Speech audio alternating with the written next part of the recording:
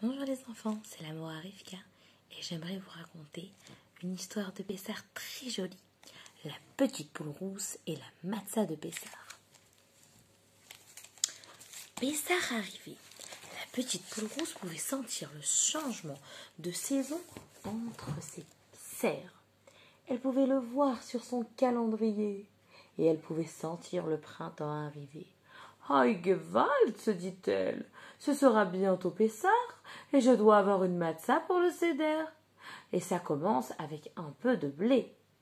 Alors, elle alla dans son poulailler, sa maison, et alla chercher les grains de blé qu'elle avait gardés loin de l'eau pour ne pas qu'ils gonflent et deviennent chametz. Elle les mit dans son panier et alla chercher ses amis. « Qui veut m'aider à planter mes grains de blé ?» demanda-t-elle. Elle était sûre que ses trois amis allaient l'aider.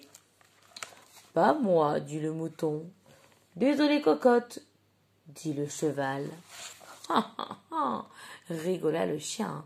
Réfléchis encore. » La petite poule rousse n'était pas contente, mais elle se dit « Tant pis, je le ferai moi-même. » Et elle planta tous les grains de blé dans le champ. La pluie tomba, le soleil brilla, et les grains de blé poussèrent. Bientôt il y eut un grand champ de blé à la place, et la petite poule rousse était prête à aller les couper. « Qui veut m'aider à couper le blé et à le récolter ?» dit la petite poule rousse à ses amis. « Pas moi, dit le mouton. »« Désolé, cocotte, dit le cheval. »« Réfléchis encore, dit le chien. On est tes amis, pas tes serviteurs. » Cette fois-ci, la petite poule rousse était vraiment pas contente. Mais, tant pis, elle décida d'aller couper elle-même tous les épis de blé. Elle les réunit en un grand fagot de blé. Et elle se dit, cette fois-ci, mes amis vont m'aider.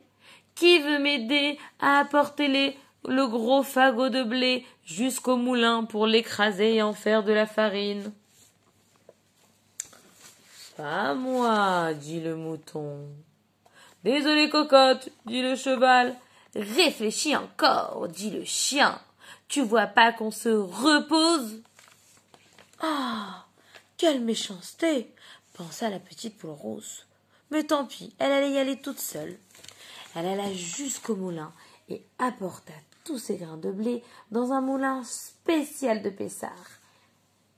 Avec la grosse meule, les grains de blé étaient écrasés et transformés en farine de blé. Alors, elle retourna chez elle en portant le sac très lourd tout le chemin depuis le moulin jusqu'à sa maison, en se disant « Eh bien, mes amis sont fainéants, ils n'ont même pas voulu m'aider à porter ce lourd sac de farine. » Le temps passa. La petite poule rousse avait nettoyé toute sa maison de la tête aux pieds. Il ne restait plus un grain de blé ni un grain de chametz dans toute la maison. « C'est le moment de faire la matzah, » dit la petite poule rousse. « Cette fois-ci, mes amis vont bien sûr m'aider. Qui veut m'aider à faire la matzah? Tout le monde a le droit à une deuxième ou une quatrième chance, se souvint-elle. Mais que pensez-vous que la petite poule rousse entendit? Pas moi, dit le mouton. Désolé, cocotte, dit le cheval. Réfléchis encore, dit le chien. La petite poule rousse était vraiment triste, mais tant pis, elle allait la faire elle-même. Alors elle rentra dans sa maison et se lava bien les mains. Elle prépara tous ses ustensiles, cachèrent les Pessah et se prépara.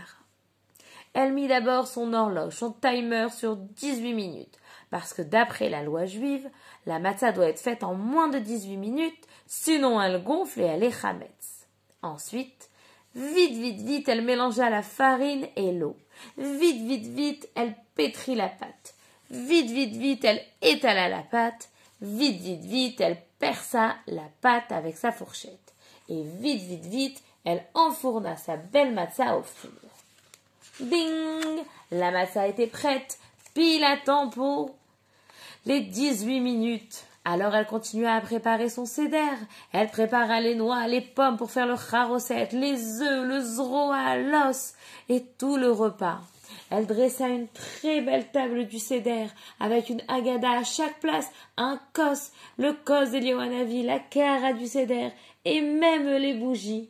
Elle était prête à allumer les bougies, la nuit allait tomber, quand elle entendit à sa porte 3 coups tapés.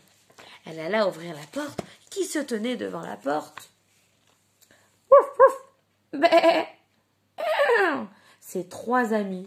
Nous sommes affamés, dirent les 3 amis. Qu'est-ce qu'il y a à manger ce soir? Quoi? Dit la petite poule rousse. Quelle chutzpah! Vous devez rigoler. Vous ne m'avez pas aidé à planter les grains quand je vous l'ai demandé. Vous ne m'avez pas aidé à récolter le blé, à le porter jusqu'au moulon, à le rapporter à la maison. Vous ne m'avez pas aidé à faire le ménage de Pessah ou à cuire ma matzah. Alors pourquoi je devrais partager mon seder avec des faux amis comme vous? Les 3 amis baissèrent la tête, ils n'avaient rien à dire. La petite poule rousse avait raison. Ils n'avaient pas été de bons amis. Ils avaient honte, ils n'avaient rien à dire. La petite poule rousse réfléchit. Qu'est-ce qui est écrit dans la Haggadah? Kol dirfin yete veyechol. Tout celui qui a faim, qu'il entre et qu'il mange. Ils avaient l'air d'avoir faim. Et puis, quelqu'un qui a bon cœur pardonne. Ils avaient l'air d'avoir fait teshuva. Allez, rentrez, dit la petite poule rousse. Faisons le seder ensemble. Et tous les amis se réunirent autour de la table et mangèrent la bonne matzah délicieuse. Ils racontèrent l'histoire de la sortie d'Égypte. Ils mangèrent la kéhara et racontèrent la Haggadah. À la fin du seder, la petite poule rousse dit « Qui va faire la vaisselle ?»« Pas moi !» dit la petite poule rousse. C'étaient les amis qui avaient fait teshuva et elle enfin se reposait. Joyeux Pessah!